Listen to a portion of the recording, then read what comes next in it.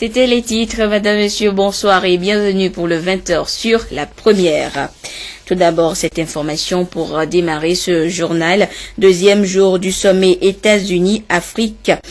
Ce mardi, à Washington, la cinquantaine de délégations africaines a consacré ses débats et discussions aux investissements. Il était question du renouvellement de l'AGOA, l'accord de libre-échange entre les États-Unis et le continent. La propagation du virus de la maladie à Ebola s'est également imposée aux participants au sommet, parmi lesquels le chef de l'État, Faure Esozimna Gnazingbe. Lomé, la capitale, abrite depuis ce matin une rencontre d'experts de l'aviation et les acteurs du transport aérien venus de plusieurs pays. Cette initiative de l'Organisation de l'aviation civile internationale axée sur le développement du fret aérien en Afrique. C'est le Premier ministre Célia Godi Aoumé Zounou qui a présidé la cérémonie d'ouverture ce matin. Le compte rendu avec Nancy Tiana et Edem Soussoupa. Le continent africain sent le besoin d'améliorer le fret aérien.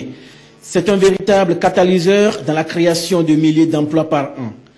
Aborder le thème lié au développement du fret aérien sur le continent et trouver les réponses appropriées à ce défi exige, bien entendu, que soit mis à contribution le riche capital d'expérience et de compétences que compte l'Afrique à travers ses États et ses institutions régionales. L'Organisation de l'aviation civile internationale, OACI, qui compte aujourd'hui 191 États, pense que d'ici 2030, le développement du fret aérien connaîtra une progression annuelle de 5,2%. À Lomé, on réfléchira 3 jours durant sur les stratégies à mettre en place pour que l'Afrique voit son fret aérien développé et sécurisé. We believe cargo can play a significant role in the area of air transport development. Nous devons ensemble prendre des mesures de sécurité idoines pour une livraison rapide des fret. Il est question de voir comment ensemble on va se mettre avec en respectant la décision de Yamoussoukro pour qu'on puisse développer le fret. L'accord de Yamoussoukro demande à ce qu'on fasse de la libéralisation, c'est-à-dire que les pays ne ferment pas leurs frontières. Par exemple, Askai puisse aller n'importe où.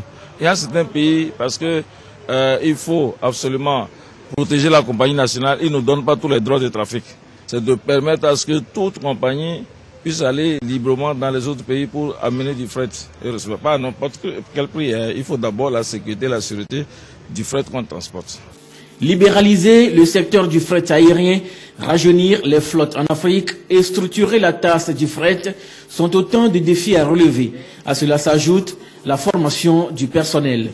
Le fret est important dans l'économie des compagnies aériennes, plus de 7 milliards de revenus chaque année. Et pour le Premier ministre togolais Célia Godi Aoumé Zounou, il va sans dire que lutter pour son développement est tout à fait judicieux. Pendant que sur les autres continents, et notamment en Asie, le trafic de fret aérien est devenu prépondérant et que les flux continuent de croître entre l'Amérique du Nord, l'Europe et l'Asie, les flux nord-sud, notamment avec l'Afrique, sont encore fragiles et la part de marché du continent reste faible, soit autour de 3%. Et pourtant, toutes les études réalisées dans le domaine montrent que le potentiel de l'aviation n'est nulle part ailleurs plus fort qu'en Afrique et que les possibilités de développement y sont immenses, tout autant que les obstacles à franchir. Dans de nombreux pays africains, les économies sont en plein essor et les besoins de fret aérien deviennent de plus en plus importants pour l'expansion des échanges commerciaux intra-africains et entre l'Afrique et le reste du monde. Le Togo, comme tous les États africains, attend beaucoup du présent forum, qui est le premier du genre organisé par l'OACI sur un sujet aussi important sur le sol africain. Conscients des enjeux et des défis à relever, les États africains sont décidés à mettre en commun leurs compétences techniques et opérationnelles, leurs moyens de production pour améliorer leur système de transport aérien en général et de transport de fret aérien en particulier. En l'occurrence, porter le niveau de l'efficacité, de la sécurité et de la sûreté du transport aérien au standard le plus élevé à travers la mise en place de projets, de programmes relatifs à la supervision de la sécurité aérienne suivant les normes et pratiques recommandées par l'OACI. Plus que jamais, le Togo, à l'instar d'autres États contractants de l'OACI, s'est résolument engagé à relever le défi du développement et de la croissance dans tous les domaines. C'est pourquoi il est attendu que les éminents experts que vous êtes, vous mettiez sérieusement l'accent sur la question et que vous apportiez votre contribution à la mise en place d'un plan stratégique pour un développement durable du transport de fret aérien en Afrique. Introduire un programme électronique sur la documentation du fret permettra d'assurer aux clients un confort et aux compagnies aériennes d'être beaucoup plus compétitives. C'est l'un des souhaits émis à l'ouverture de ce forum de Lomé. Une aviation efficace et conviviale en Afrique avec un fret sécurisé et compétitif, c'est la chose la mieux partagée ici. Un forum qui ouvrira sans doute une nouvelle page pour le transport aérien en Afrique. Et après les travaux, le chef de la primature a conféré justement avec le président de l'OACI. À l'issue de l'entretien, Dr Aliou Bernard Olumuyiwa s'est confié à la presse au micro de Clarisse Atipley. I came to thank His Excellency for finding time to come to the program, which is hosted. Je suis venu remercier le Premier ministre pour sa participation ce matin au forum de l'OACI sur le développement du fret aérien en Afrique. J'ai saisi l'opportunité pour exprimer aux autorités togolaises la reconnaissance de l'OACI pour les efforts louables que le Togo fait en matière de développement de l'aviation civile. Le Togo fait d'énormes efforts dans le développement des infrastructures et c'est avec plaisir et beaucoup de bonheur que je visiterai demain la nouvelle aérogare en construction à Lomé. L'OACI se porte très bien et elle entretient d'excellentes relations avec le Togo. Sur les 192 États, permettez-moi de vous dire que le Togo est l'un des pays qui respecte et met en application toutes les décisions de l'OACI. Nous continuerons notre collaboration avec le Togo.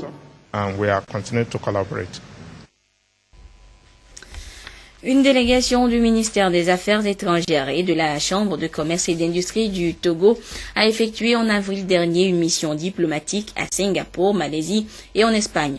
Une rencontre B2B entre opérateurs économiques afin de s'inspirer du modèle économique de ces différents pays pour le développement et la création de richesses dans notre pays. Ce mardi, la dite délégation a convié la presse pour la restitution de la mission. Le compte rendu avec Orlus Bédassi et Silver Abdou. La nouvelle démarche du Togo en matière de développement est de parvenir à une économie plus dynamique et forte. Un rêve de premier plan qui s'est illustré à travers la mission diplomatique effectuée par des opérateurs économiques de la Chambre de commerce et d'industrie du Togo en avril dernier, en Malaisie, Singapour, puis en Espagne, en vue de s'inspirer des modèles économiques de ces pays. Des pays dont l'économie repose essentiellement sur l'efficacité et la qualité des ressources humaines. Ce fut donc une rencontre B2B pour la création de richesses, d'emplois et l'amélioration du climat des affaires au Togo. Avec la presse ce jour, l'heure est à la restitution. Il y a eu 2 missions qui ont été effectuées sous l'impulsion du ministère des Affaires étrangères qui a mis en place la diplomatie économique. Et cette nouvelle façon de pouvoir impliquer les opérateurs économiques à l'évolution de l'économie togolaise très bien appréciée des opérateurs. Et nous sommes très contents de l'initiative du gouvernement sous l'impulsion du chef de l'État qui a permis d'associer les opérateurs économiques togolais pour leur permettre de pouvoir booster leurs affaires. Et nous tenons à encore manifester notre envie de voir perpétuer ce type de collaboration. Singapour est donc un modèle pour le Togo. Lomé veut s'en inspirer pour devenir une plateforme de services performants dans les années à venir. Un pays qui n'a ni or, ni diamant, ni pétrole, mais pourtant a atteint une croissance économique considérable. Raison pour laquelle le gouvernement togolais entend renforcer ses liens avec ce pays pour remplir ensemble une page de coopération forte. La prochaine étape l'Amérique latine pour l'exploration de nouvelles opportunités. Le ministre auprès de la présidence de la République chargé de la prospection et de l'évaluation des politiques publiques est en tournée à l'intérieur du pays. À Dapaon, il a échangé avec les premiers responsables de la région des Savanes sur la prospective et la vision Togo 2030 et ses sous-thèmes soutenant les deux entités en vue de parvenir à un plan d'action pour le développement du pays d'ici à 2030. Des précisions avec Désiré Aloy. Le Togo, engagé sur la voie du développement socio-économique et politique, projette d'ici à 2030 être un pays entièrement développé. Pour atteindre cette performance, la reconnaissance de l'urgence d'une vision et le sérieux dans la gestion des ressources à mobiliser s'imposent aujourd'hui. Il faut alors une élaboration des scénarios possibles sur la base de la crédibilité scientifique, de la participation citoyenne et de la viabilité politique. Le professeur Kakou Bukpo, ministre auprès de la présidence de la République, chargé de la prospective et de l'évaluation des politiques publiques devant les premiers responsables de la région des Savanes, trace les repères pour atteindre cet objectif.